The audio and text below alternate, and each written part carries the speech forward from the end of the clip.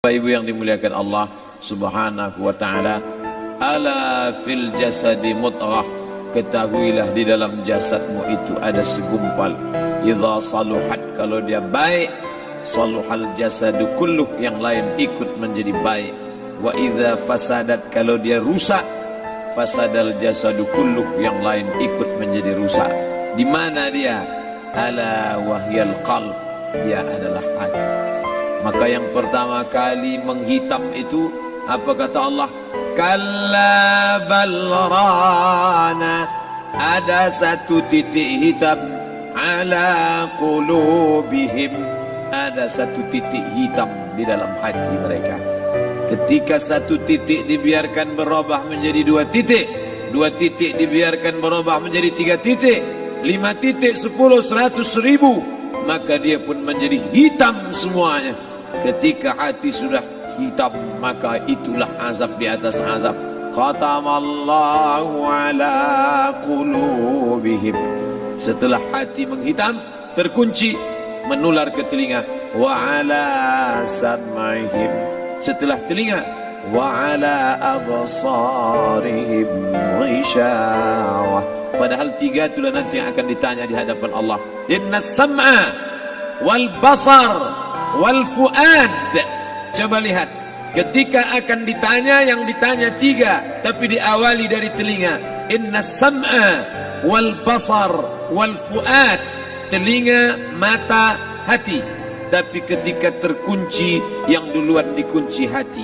Khatamallahu ala qulubihim wa ala sam'ihim wa ala absarihim.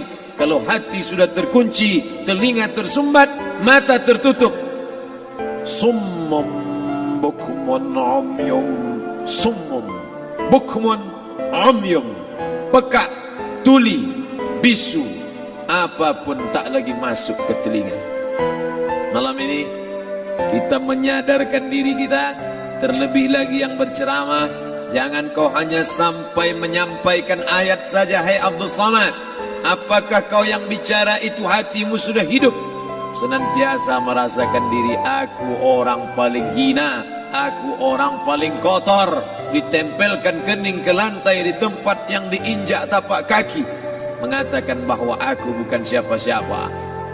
Malam ini Kepala Kanwil BPN Provinsi, Kabupaten, saya tak bisa membedakan mana yang kabupaten, mana yang kota, mana pegawai tinggi, mana pegawai rendah. Semuanya rata sama. Andai dibuat acaranya di kantor, mungkin saya segan, sungkan lihat dari seragamnya, bajunya.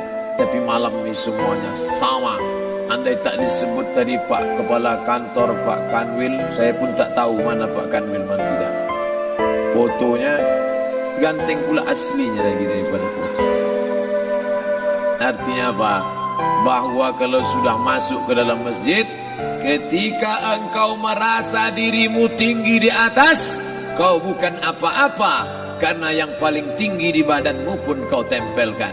Tapi saat kau jatuh, rendah, down, stres, kau jangan merasa rendah, karena kau tegak berdiri di hadapan Allah. Kau angkat 2 tangan, Allahu Akbar. Di dalam diri ini disebut dia dengan qalb. Kenapa disebut qalb? Orang Arab menyebut qalb qallaba, karena sifatnya berbolak-balik. Pada saat selesai salat, astaghfirullahalazim, tidak ada yang paling bersih, dia bersih. Tapi pada saat petang sore hari, yusbihu mu'minan, paginya putih, bersih, tak bernoda. Wa yumsi kafiran, petangnya hitam.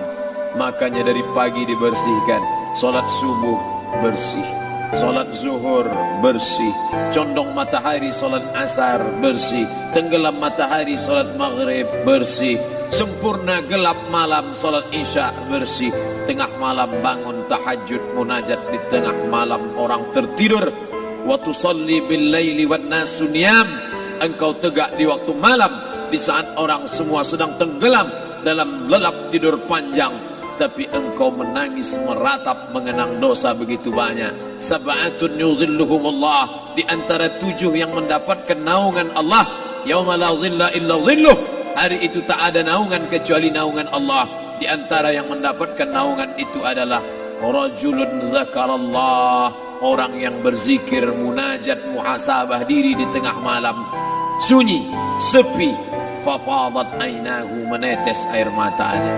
Berapa banyak sudah harta dititipkan Allah, berapa kupakai untuk zakat, wakaf, infak, sedekah, wasiat, hibah, ghanimah, harta rampasan perang di zaman Nabi. 7 harta yang akan menolong di hadapan Allah, 1 pun tak dipakai. Umur diberikan Allah 40, 60, 70. Berapa yang kupakai untuk menolong agama Allah? Berapa yang kupakai untuk mengingat Allah? Mata, tangan, telinga, kaki akan diminta tanggung jawab di hadapan Allah. Al-yawma nakhtimu ala afwahihim, mulut terkunci, wa tukallimuna aydihim, tangan akan bicara, wa tashhadu arjuluhum, kaki akan bersaksi di hadapan Allah. Siapa yang bisa menolong waktu itu? Kalau pernah tangan ini saat punya kekuasaan, 1 coretan tanda tangan bisa mempermudah urusan masjid. Sebutir kekuasaan yang dititipkan Allah bisa dipakai menolong agama Allah. Itulah yang akan menolong di hadapan Allah. Apa yang disampaikan malam ini, semua biaya pengurusan masjid 0. Itulah sesungguhnya yang akan menolong di hadapan Allah. Adapun harta yang disimpan, tabungan, deposito, tanah, rumah, kendaraan, semua akan tinggal menjadi harta warisan. Istri mengambil 1/4 kalau ada anak. Kalau tak ada anak, istri mengambil 1/8. 1 miliar 125 juta bulan untuk istri. Kalau dia tak tahu hukum gonogini. Kalau dia tahu gonogini, dia tuntut ke pengadilan, dipotong lagi menjadi 2.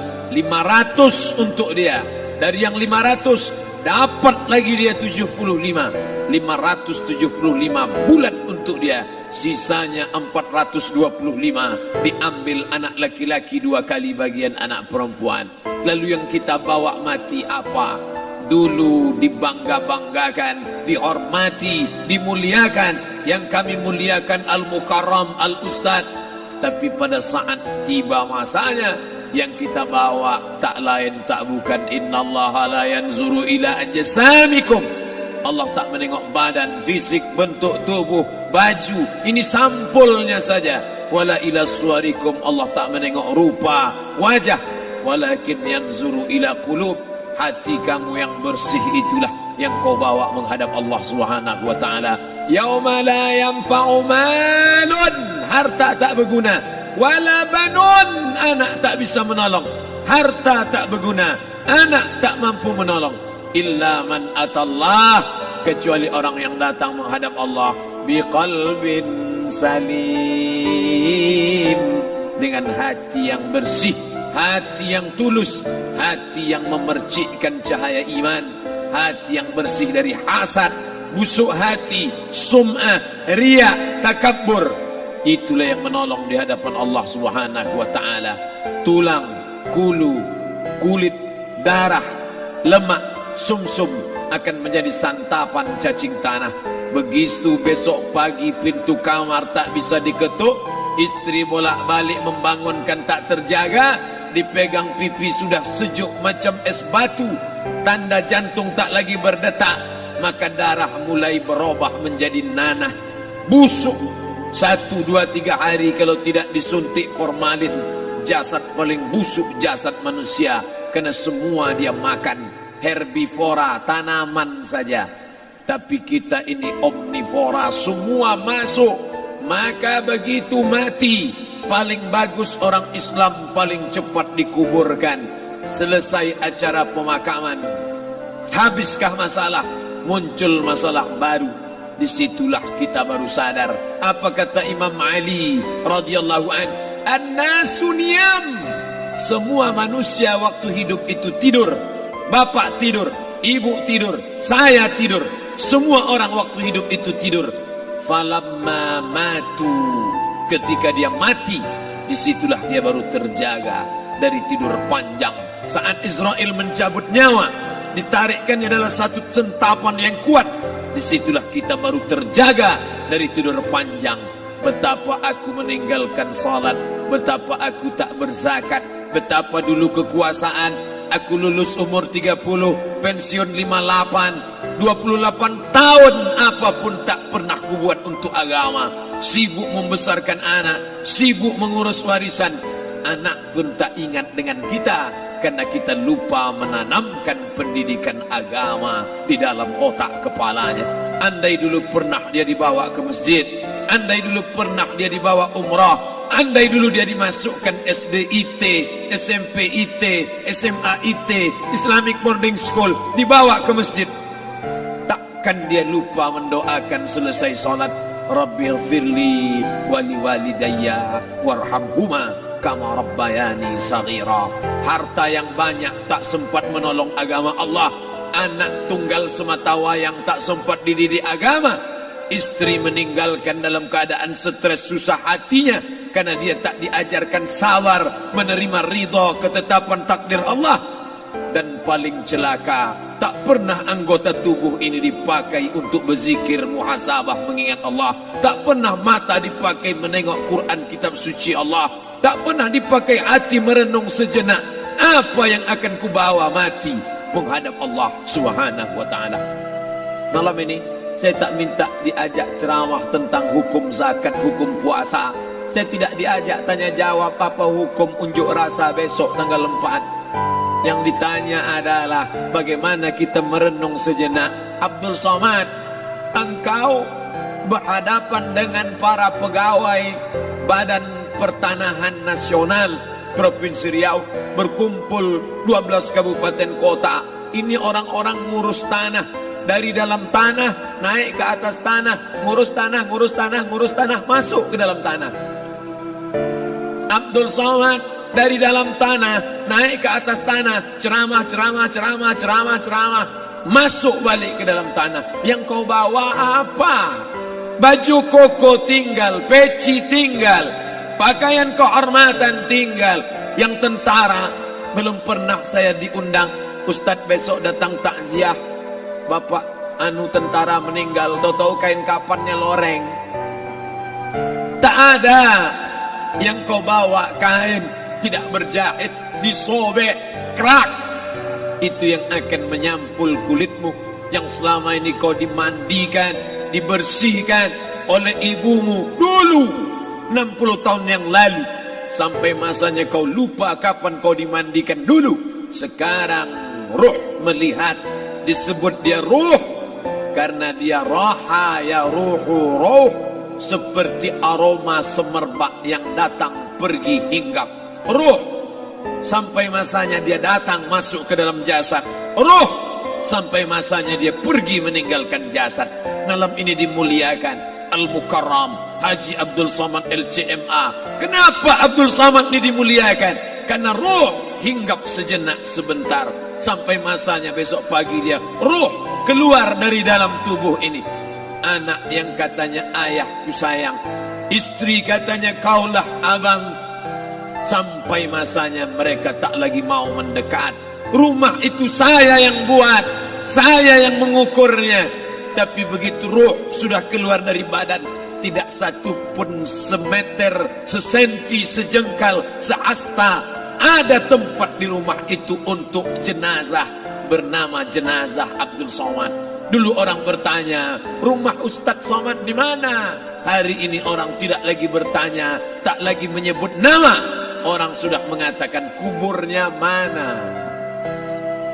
Dulu kalau dia masuk masjid, didatangi orang, disalami orang. Mahasiswa, anak-anak, remaja mencium tangannya sebagai tanda hormat. Tapi begitu diletakkan keranda, kita akan sholat jenazah nanti selepas sholat zuhur. Apa kata orang? Letakkan di tepi sana, letakkan di tepi sana. Tak satu pun mau mendekat, letakkan dia di sana. Bahkan sebagian mengatakan dalam masjid, letakkan dia di luar.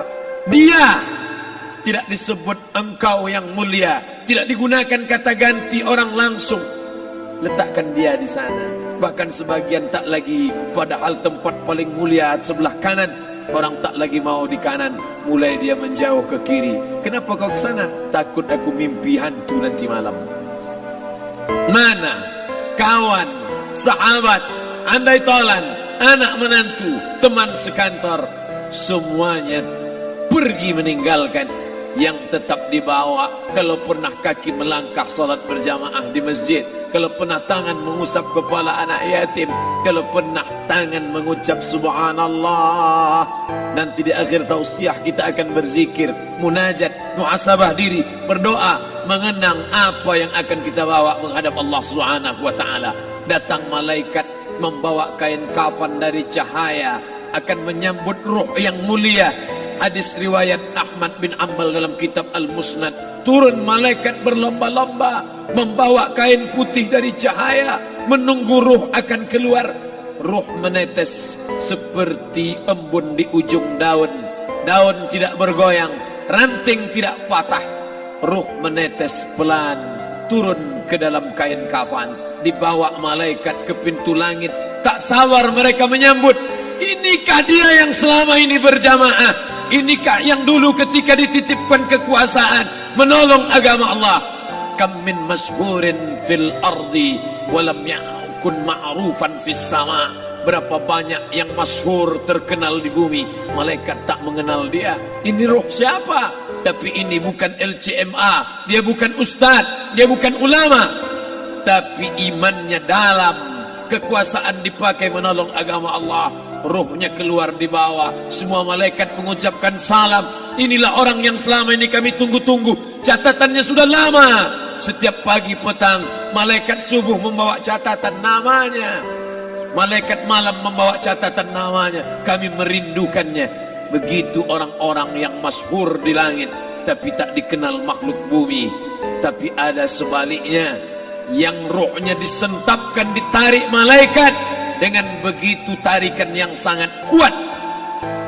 Nabi bertanya saat Isra Mi'raj kepada mereka yang sudah mati ribuan tahun yang lalu, apa yang kalian rasakan? Yang satu mengatakan seperti tebasan pedang di tempat yang sama beratus kali. Yang satu mengatakan seperti kambing yang dikuliti hidup-hidup. Yang satu mengatakan seperti mata kail pancing ditarik dari kulit yang basah. Maka kita berdoa setiap selesai salat, Allahumma hawwin alaina, ringankan kami ya Allah, fi sakaratil maut, di saat sakaratul maut yang amat sangat menyakitkan itu. Dan mereka yang pergi tak pernah kembali, mereka yang mati tak pernah bercerita kecuali hanya kepada Sayyidina wa Maulana Muhammad sallallahu alaihi wasallam. Di saat malam pertama di tempat yang gelap, di tempat yang tak pernah diimpikan oleh orang, tapi kita tetap melewati dan merasakannya. Perlahan-lahan cacing tanah, ular-ulat kalajengking akan menggerogoti kulit yang selama ini dimandikan, selama ini dipakaikan sampo yang mahal, selama ini dioleskan pelembab yang lembut. Tapi ternyata sebelum roh keluar jasad, setelah keluar, dia hanya akan menjadi santapan cacing tanah, hancur berkeping hari demi hari. Yang pertama kali membusuk adalah mata, karena dia berisi cairan. Cairan ini mengering, busuk dan berlubang. Lalu kemudian usus sebulan di dalam tanah, mulai dia menggelembung masuk angin dan dia meletus pecah. Cacing-cacing tanah mulai datang menggerogoti, memakan. Habis lemak, tulang, kulit, bulu, sumsum, darah, jantung, empedu, limpa, buah pinggang. Habis semuanya, tinggal tulang-tulang yang memutih, dimakan oleh tanah, ditelan oleh massa, sampai akhirnya Asi bin Wa'il membawa tulang yang kering itu kepada Nabi Muhammad, baginda Sayyidina wa Maulana Muhammad. Ya Muhammad, ayuhi rabbuka hadzal izam, sanggupkah Tuhanmu menghidupkan tulang yang kering ini? Nabi diam tak menjawab, sampai akhirnya datang Jibril alaihi salam membawakan wahyu. Qul, katakan kepada dia. Ayat ini dibaca malam Jumat. Bapak Ibu semua hafal, kita baca qul yuhyiha allazi ansha'aha awwala marrah wa huwa bikulli khalqin alim.